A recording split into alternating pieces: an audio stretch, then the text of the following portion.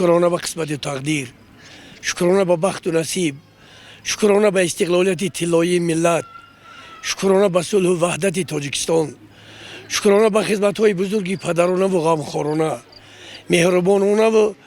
خردمندانه اساسگزار صلح و وحدت ملی، پیشوای محبوب و معظم ملت، پرزیدنت کشور جناب عالی محترم امام رحمان. 35 سال می شود که خلق نیکدام و سربلند تاجیکستان عزیز در دست پرچم بلندترین ملت،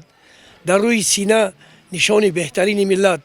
و در لب غزل شیرینترین ملت زنده باش ای وطن تاجیکستان آزاد منگویان راه به سوی آبادکاری و سازندگی می رود. امروز ها تمام مردم نیکدام و سربلند